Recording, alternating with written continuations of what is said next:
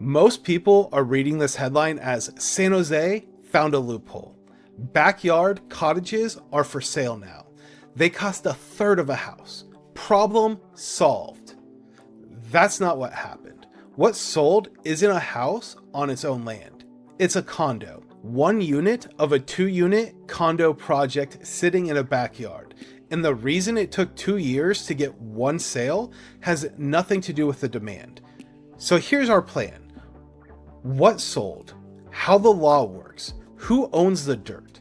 How is this different from a lot split?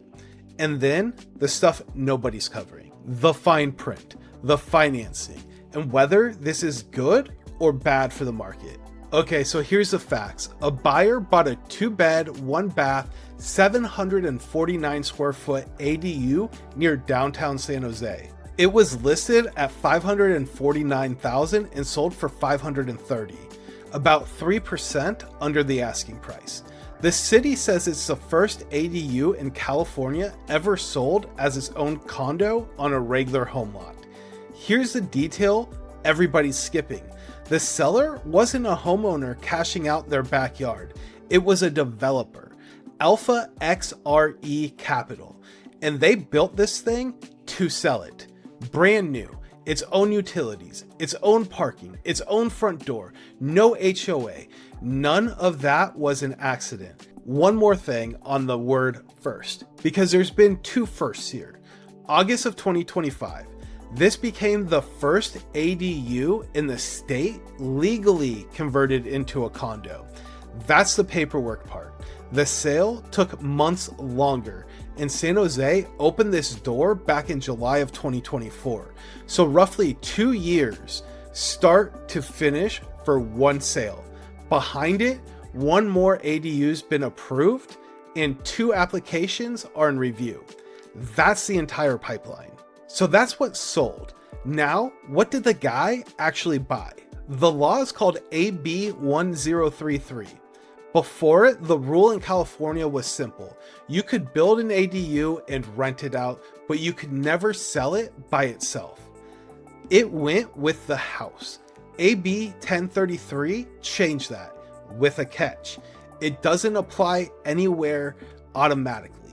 Each city has to opt in, and San Jose was one of the first in the state to do it.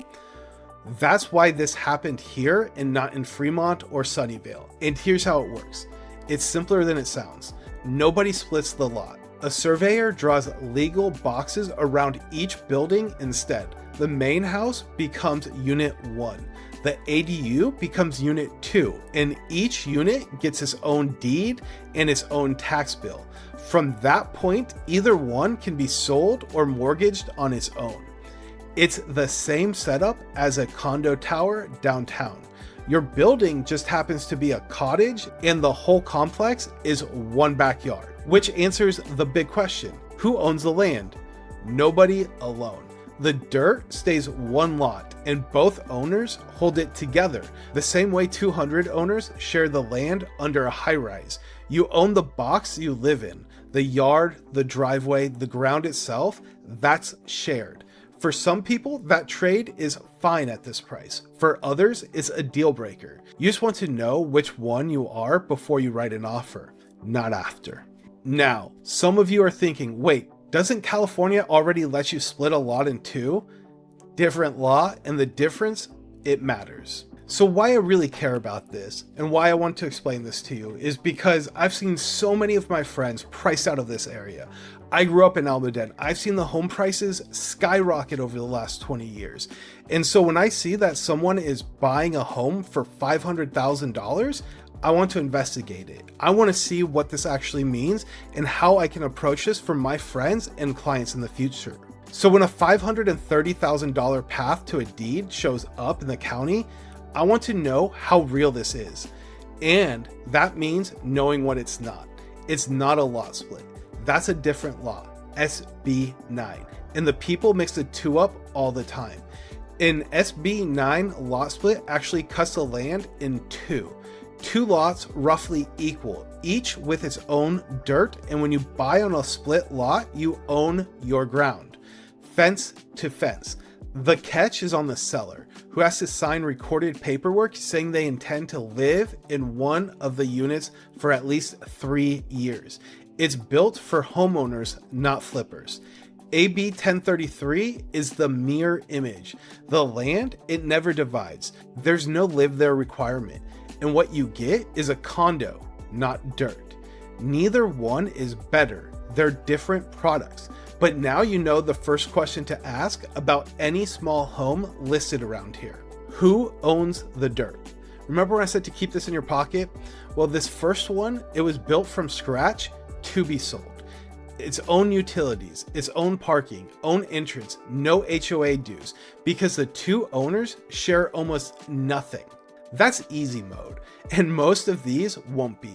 Some will be existing backyard units that a homeowner converts, and an existing ADU shares stuff. A driveway, a water line, sometimes even a wall. Every single shared thing gets governed by the CC&Rs, the recorded rulebook both owners live under.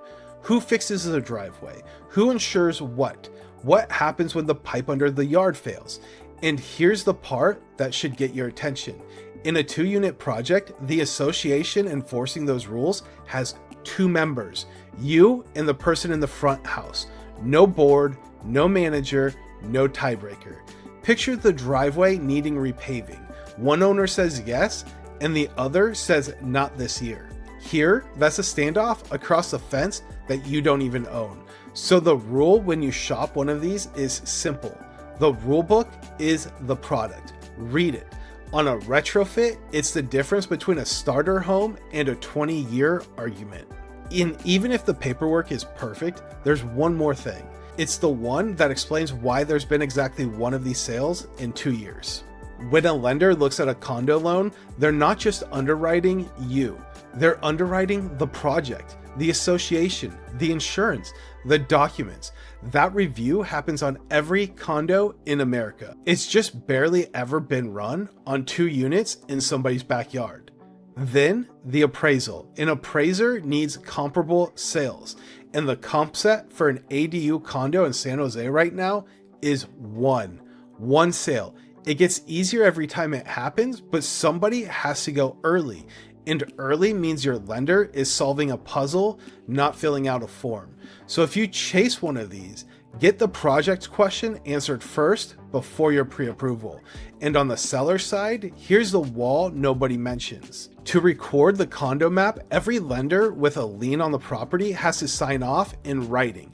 So if the homeowner still has a mortgage, their bank gets a vote on whether the backyard becomes a condo. And the owners most likely to want this, folks with equity but also a mortgage, are exactly the ones facing this wall.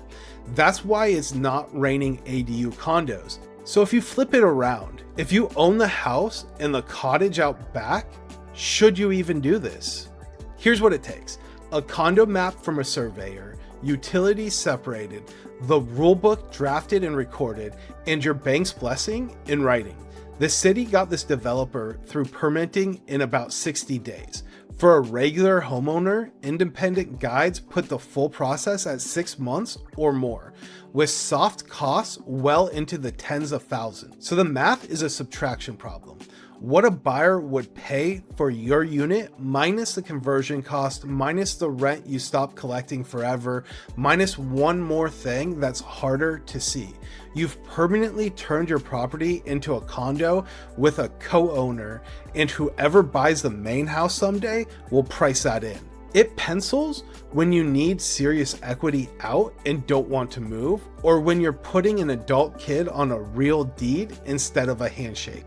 It does not pencil because a news story said 530,000. Which brings us to the big question. Is this good for the market or a symptom of what's wrong with it? Some of both. And here comes the number I promised you. Take 530,000 divided by 749 square feet and you get about $708 a foot. That's the number, because that's not a discount. That's San Jose pricing on a very small home. So housing didn't get cheaper. The entry ticket got smaller. Whether that's good news depends on which problem you think we're solving. The case for it is real. Redfin says it takes 66% of a person's income to afford the median home in San Jose, the fourth highest in the entire country. You don't fix that by wishing. You fix it by shrinking the number a buyer has to qualify for, and this shrinks it by roughly $1 million against a typical house. It creates starter homes in a city that builds almost none. It lets a homeowner pull equity without moving or becoming a landlord. And it adds homes without changing what the street looks like. Now the other side, because you deserve it straight. One national outlet ran this exact story under the word of dystopian. And their point, it wasn't crazy. Getting comfortable with $530,000 for a 749 square foot home in somebody's backyards says something about the market we're in. The first buyers are taking real resale risk. Nobody knows what these will trade for in 5 years from now. Even this one sold under asking. And if economics work, it won't just be families doing it. It'll be developers building backyard inventory at scale, and neighborhoods will have feelings about that. So where I land, this isn't the fix. It's a valve. One sale, one approved, two in review. That's not a wave, and it's not going to scale fast, but it's a real deed in a real neighborhood at a number a teacher or a nurse can actually qualify for. That hasn't existed in this city in a very long time. So bottom line, a backyard cottage or ADU in San Jose sold for $530,000. First of its kind in California. The buyer owns a condo, not land, and the dirt belongs to both owners together. It's not a lot split. The ground never divided. This first one, it was easy mode. The retrofits, they won't be. The rulebook is the product. Financing is a bottleneck, not the demand. And for this market, it's not a fix, it's a valve. I hope you guys enjoyed learning a little bit about SB 1033 and the first ever condo in a backyard selling. My name is Michael Rolfs. I'm a realtor with Coldwell Banker. If you have any questions, please reach out to me anytime. My number is right here, 408-504-0385. Happy to be a resource. If you're interested in buying or selling in the area, please reach out to me. See you guys in the next video.